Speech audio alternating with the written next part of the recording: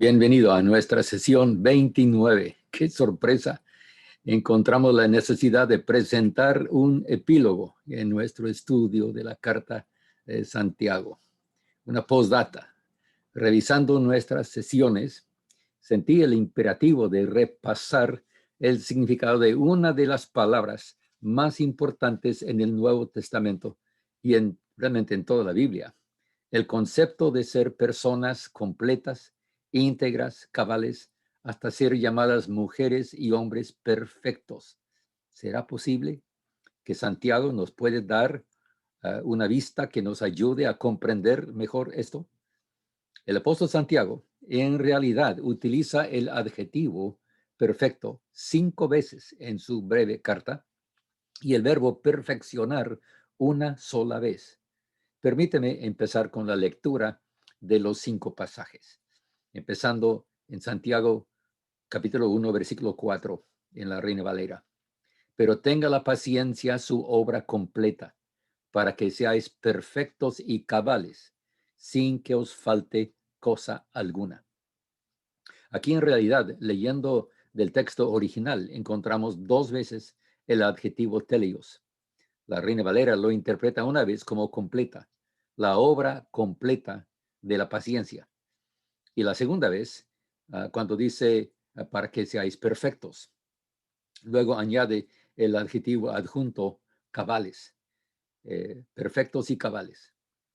En otras versiones se lee perfectos y completos o perfecto e íntegros. Examinaremos esto luego.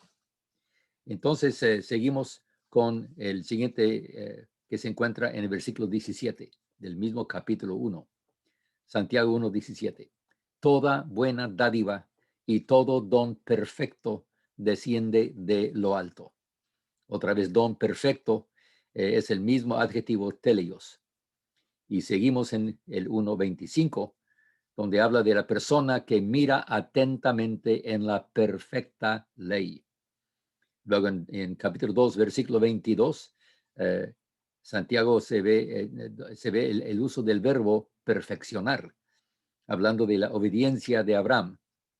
En la NBLA se lee como resultado de las obras, la fe fue perfeccionada. Encontramos finalmente el último uso del adjetivo en 3:2, capítulo 3, versículo 2. Si alguno no ofende de palabra, es una persona perfecta. ¿Qué podemos sacar de estas observaciones? Tocante el uso del perfecto como adjetivo y como verbo. Y la palabra adjunta cuando leímos perfectos y cabales. Te invito a revisarlas conmigo. En primer sentido, tenemos que decir que Santiago en 1:17 sí habla acerca de los dones de Dios y la ley de la libertad como cosas perfectas. No les falta nada. Recordemos que teleios tiene la perspectiva de algo completo, repleto, consumado, llevado a su fin o su propósito, o íntegro en su carácter. Qué interesante que no tenemos mucho problema para aceptar esto como siempre y cuando se trata de Dios. Sabemos que Dios es perfecto y por lo tanto su ley y sus dones también deben ser perfectos. De nuevo, me interesa indagar sobre el uso de este adjetivo perfecto. Y hemos encontrado que varias versiones optan por poner el adjetivo en la posición diferenciadora después del sustantivo ley. Entonces se leería ley perfecta en lugar de perfecta ley, que entendemos que es la posición valorativa.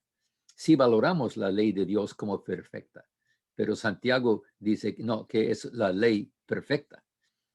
En realidad esa posición, ley perfecta, es la forma del original en el griego. La ley de Dios es perfecta en comparación con otras leyes y no solo en nuestra estima. Bien, espero que no estoy aburriendo a nadie ya, pero de nuevo, esto para nosotros no es difícil de comprender y de aceptar. Dios es perfecto, pero un ser humano, un hombre perfecto, ¿lo considera Santiago como posibilidad? Esto nos lleva entonces al segundo punto que quiero tratar en esta postdata.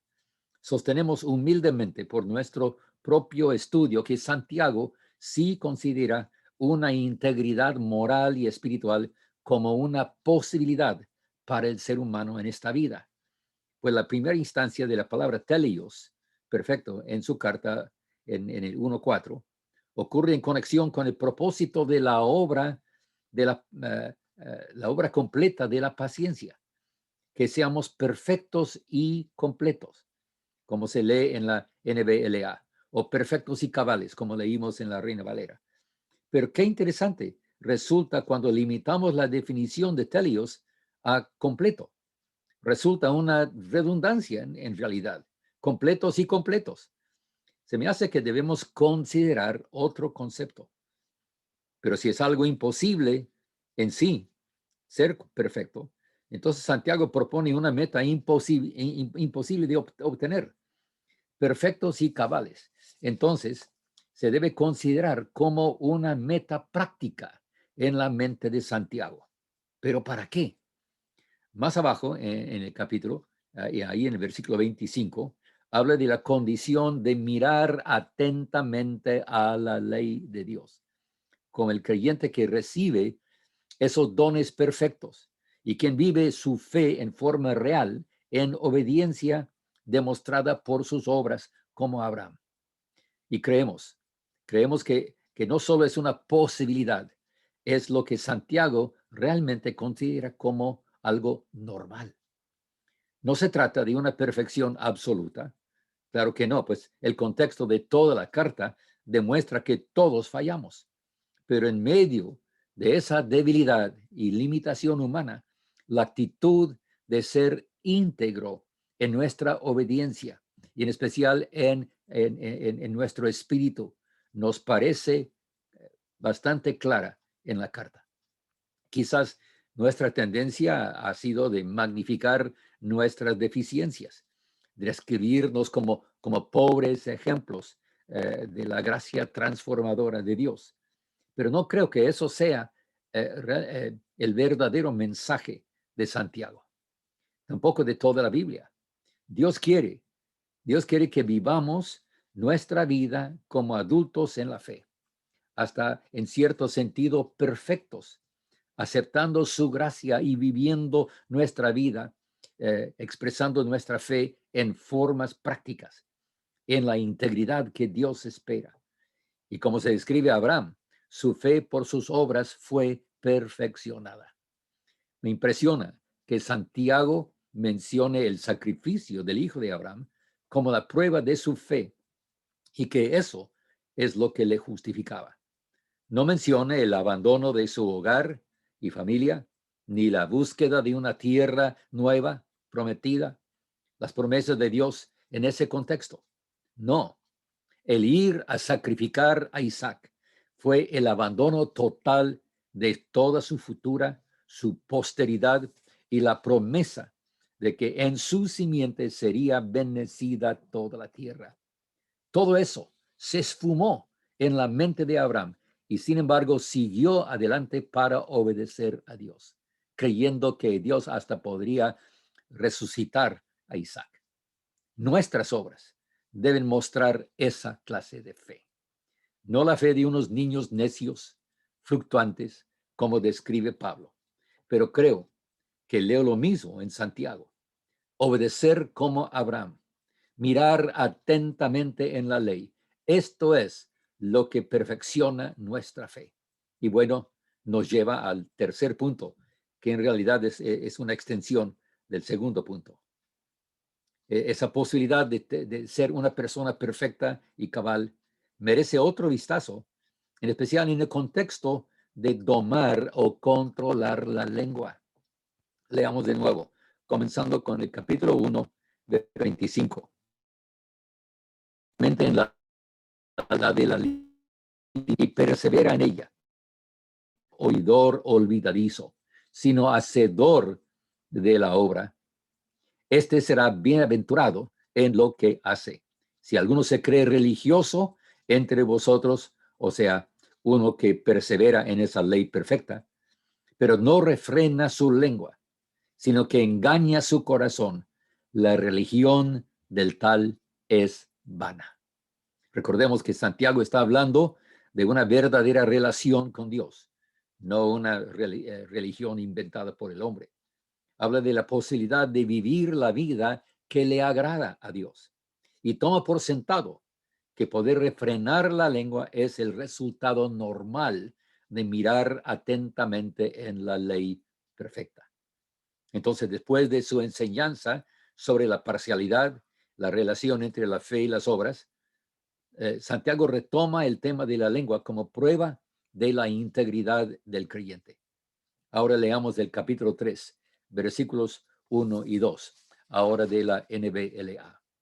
Hermanos míos, que no se hagan maestros muchos de ustedes, sabiendo que recibiremos un juicio más severo, porque todos fallamos de muchas maneras.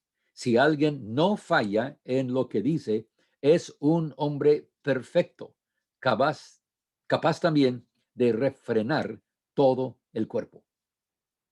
La posibilidad de no ofender en lo que uno dice, la palabra enseñada en particular por lo que el apóstol dice en el versículo 1, esa posibilidad está patente aquí.